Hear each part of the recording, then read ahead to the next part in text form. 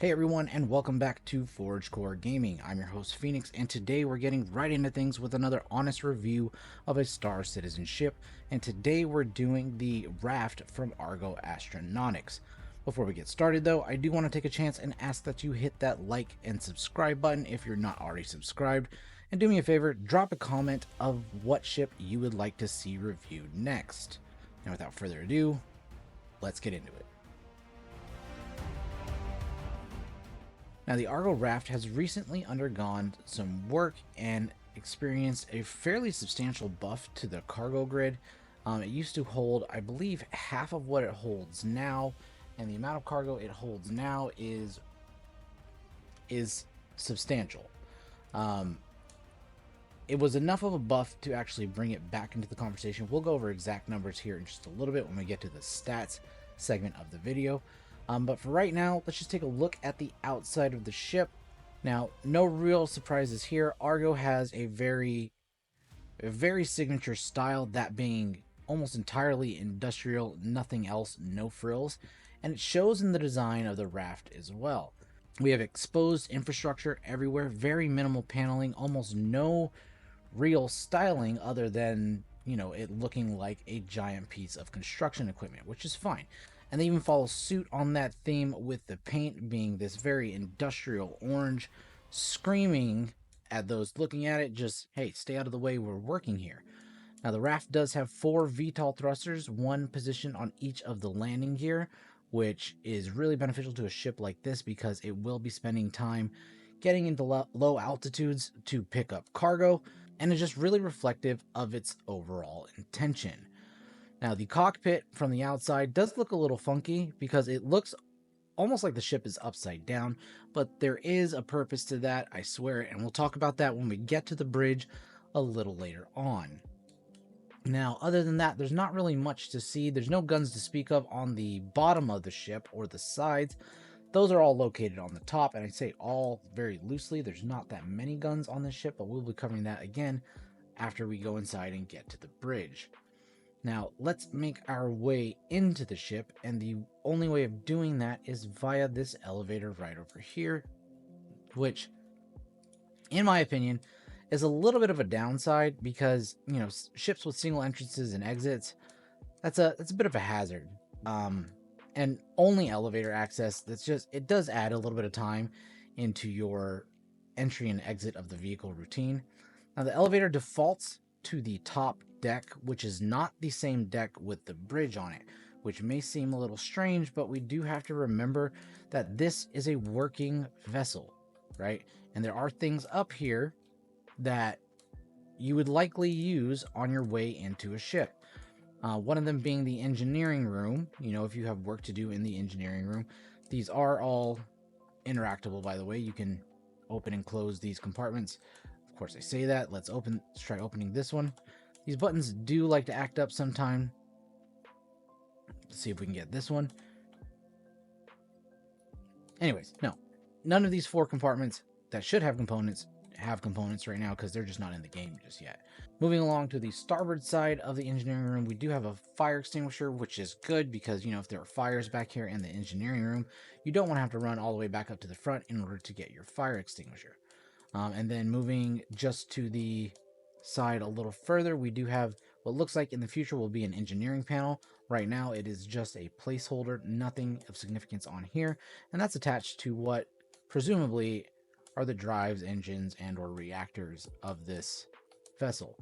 Now, if we move just a little bit forward, we're going to hit a door, and this takes us into a little hallway where we do have more component access. These ones are actually occupied by components.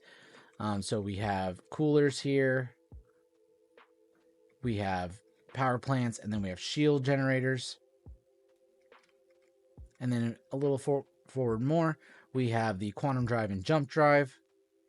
So all of your component access is on the very top deck.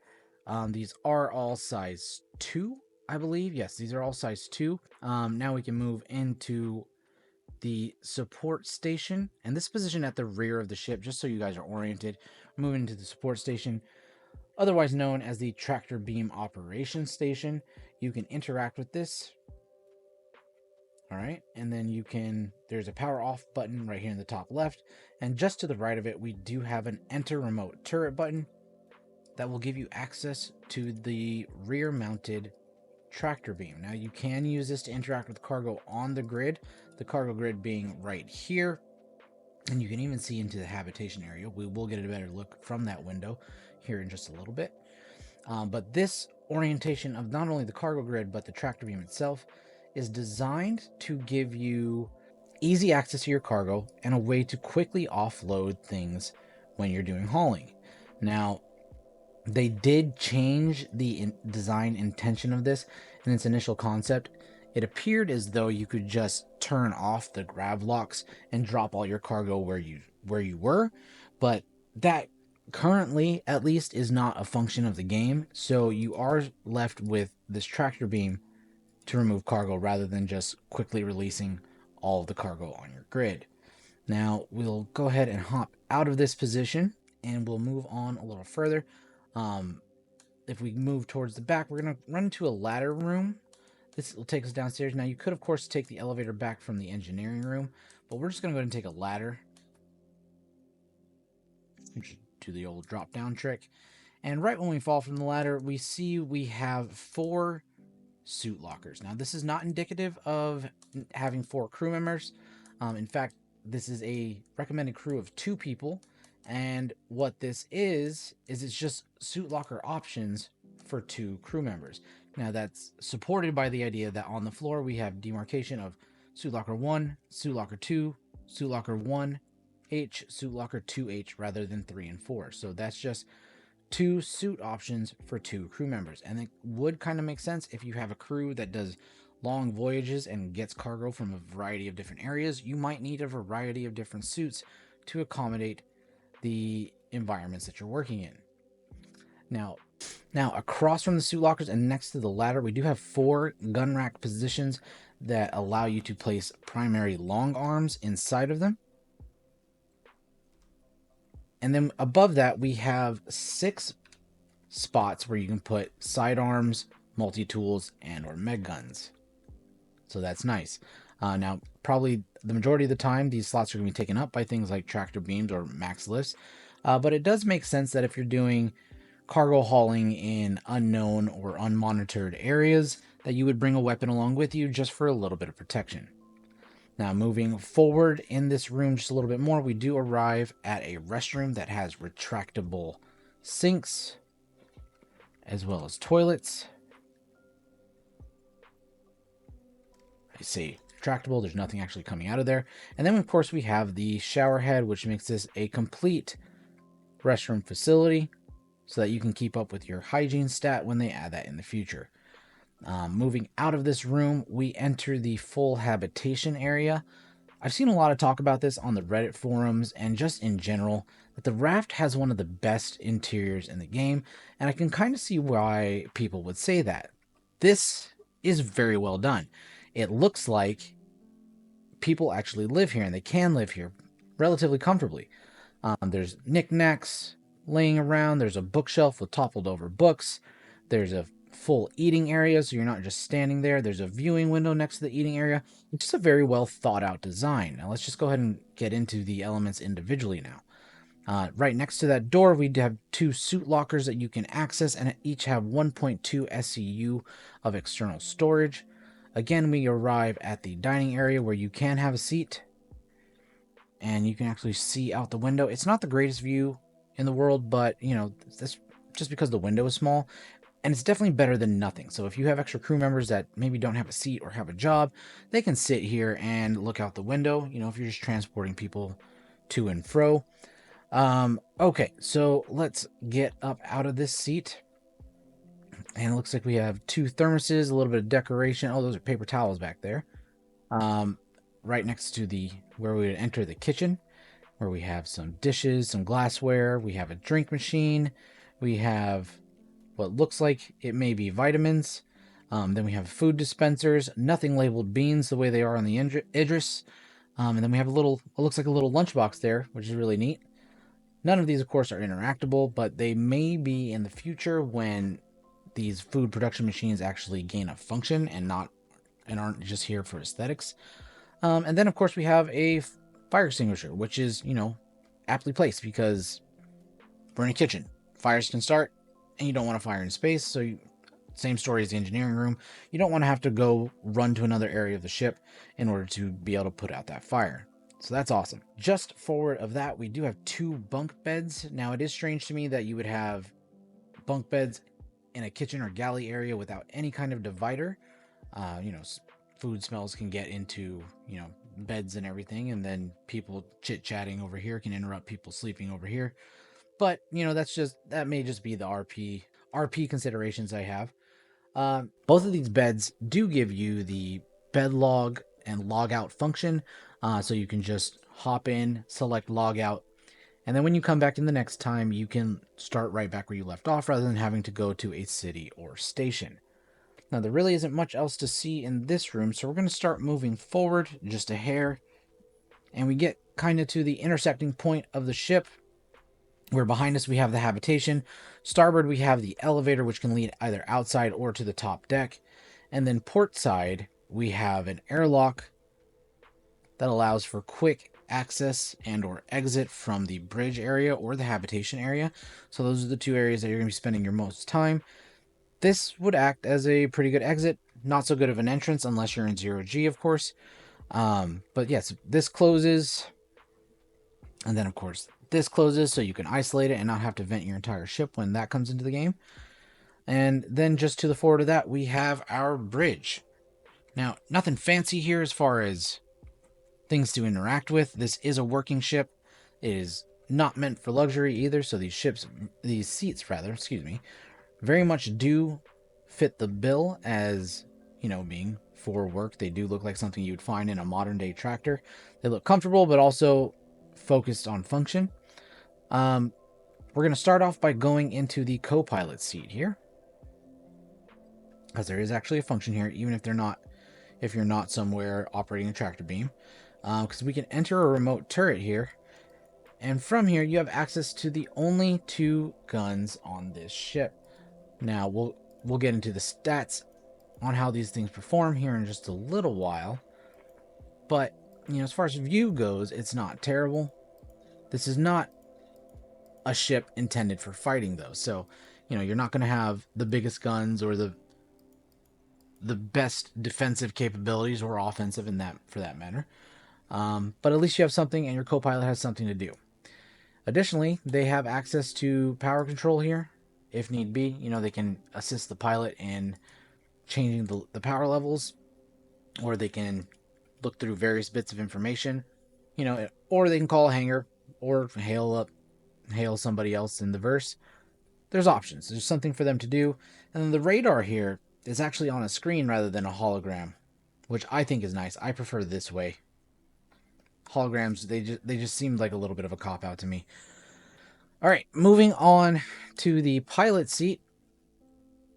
Let's talk about the information we have. Again, we have the radar sitting right in the center. This does occupy one of your MFDs, but then you do have a number of different switches on here. I say a number, you have a couple. So you have exit, you have enable coupled mode, enable ESP. These are super blurry, I don't know why. Enable proximity flight assist, cruise control, quantum drive, all sorts of things. And then you have your 3 MFDs up here with ample amounts of information, and they're directly in your eye line. Now, some people may argue that this is a terrible place to keep your MFDs because it does take up, a fairly good chunk of your window. But if we just look around, we have plenty of window to work with. We even have, if you look down through the grates, if you really need to see what's directly below you, you to an extent can. It's not great, but it is nice. Okay, so that about sums it up for the tour of the ship. Let's go ahead and head up to Bajini Point and grab some boxes.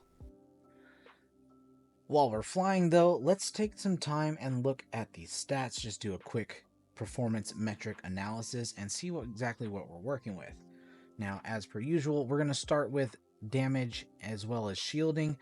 The DPS of the Argo Raft in its stock configuration is going to be 852 DPS, and that's courtesy of 2 size 3 guns, those being the M5As. We can, of course, increase that damage output by upgrading the guns to something like attritions. But again, this is not a ship intended for combat. It's not something that I would probably focus or spend time or money on, but that option is available to you. Now, when it comes to shields, we do have 17,280 HP. That is in a bubble configuration, which is the less preferred shield configuration, but that is courtesy of 3 size 2 shields, and we can, of course, upgrade that if we find components that we like. Now, when it comes to SEM speed, the raft is just a little bit slow. It moves at a rate of 140 meters per second. That is unboosted, going all the way up to 340 meters per second boosted. Now, the backwards SEM boost speed is 150 meters per second. Not a terribly important variable. You're not going to be doing that often. Your max nav speed is going to be 990 meters per second. Now, when it comes to pitch, yaw, and roll, it's not so terrible here. It's going to have 40, 40, 117 degrees per second respectively, which is not bad. Boosted all the way up to 48, 48, 140 degrees per second. Now, the hull HP of the raft is 57,469, so it can take some hits, but it's definitely not the most durable in the verse. And, you know, you're not meant to be engaging in combat, so your best bet is, if you get into a combat situation, drop your shields, go into nav mode, and get away as quickly as possible. Now, back to the cargo grid that we kind of discussed earlier. The max capacity of this cargo grid is going to be 192 SEUs, which is phenomenal, especially for the price of this ship being less than $150. Okay, and you can even buy it in game for just a couple million, and that's a huge value add. And my org mates and I, we all regard this as kind of an early game shortcut way to make a ton of money, and it really is if you are into doing hauling. So that's one really good aspect of the ship, is that it's phenomenal for hauling.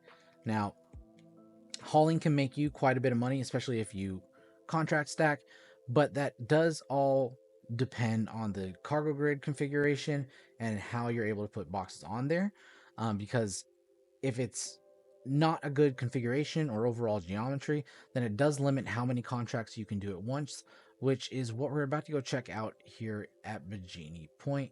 All right, now we do have a variety of box sizes here, and the intention of that is to check how diverse this grid can load cargo, how diversely rather. So let's go ahead and start loading some of these boxes up. That 8 SEU box went up without a problem. Okay, so that can fit 4 8 SEU boxes wide. And let's see if we can, using our tractor beam, squeeze something smaller in between there. So you can't place any below that, which is a little bit of a limitation, but you know, that's fine. We can work around that.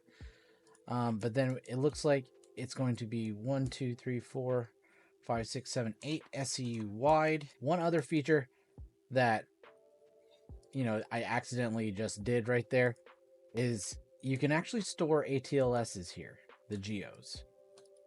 Okay, the issue being that you can't get them back down. So I didn't put that up there. It just went up there automatically. It detected the cargo grid and went straight up there. So let's see if that can actually extend to boxes as well. If we just place it right underneath, does that just, no, it doesn't. So there seems to be a height limit. Now it is kind of unfortunate that I can't pull it off of there. It goes all the way out there. So 2, 4, 6, 8, 10, 12 SEUs wide by 2, 4, 6, 8. With that said, let's go ahead and hop back into the raft and see how that tractor beam does when it comes to removing cargo. Let's see how quickly we could offload things here. Okay, 1. Now, how much motion do we have to have before it comes off? So we went halfway down and it didn't come off. I don't know where the Atlas is now. It seems to have bugged out completely. Yeah, so you actually have to put it all the way down on the ground. or pretty close to it, or it'll snap back up to the grid. And these do feel, this does feel kind of like drifty unless you push the Q key. And see, even that, because it's so tall, you have to pull it all the way out. So yeah, I mean, there's a lot of good sides or good aspects to this cargo grid configuration, but it does and will take some getting used to. But otherwise, I mean, I'm pretty impressed. Now let's talk about, or let's take a look at rather, what it's like loading the cargo elevator from here. So that's a really good distance there. Can save you a lot of time on cargo hauling contracts if you're not needing to get out of the ship. And yeah, that's all loaded. It only took a couple of minutes getting all the boxes from over here over to that cargo elevator, which is nice. It makes for quicker cargo hauling missions and puts the raft in this position where it's a decent competitor to ships like the C2, who obviously hold a lot more cargo but then lack the open aired cargo grid. So a C2 has only 2 loading paths. This effectively has 3, and it has the ship mounted tractor beam, which can pull cargo much faster provided the game is working. Yeah, that's it. That's all I have today, guys. Let me know what you think of the raft. I think it is a solid 6.5 to 7 out of 10. Obviously, there are a little bit of problems like that cargo grid eating up the Atlas, so you can't really transport an Atlas with you because there is no internal cargo grid. It's got some seriously great characteristics about it, namely this habitation area, and then of course, the function of the cargo grid when it's working the way that you want it to, or doing the things that it's designed for. It's a little bit on the slow side. It's not much of a fighter, so you are relatively defenseless when you're out in the verse.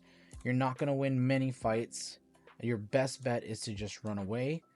But yeah, 6.5 to 7 out of 10. That's probably about as high as I can go because it's not a multi-role ship. You can probably use it for some scavenging, but all of your cargo is going to be open air and people can steal it from you unless you're just going straight back to your home base and dropping off those materials. That's my rating though. Let me know what you guys think. And that's all I've got for today's video. If you've made it this far in the video, please drop me a comment and let me know what you think of the raft. Also, be sure to like and subscribe if you haven't already done so. As always, thank you all very much for watching. Fly safe out there, and I'll see you in the verse. Phoenix out.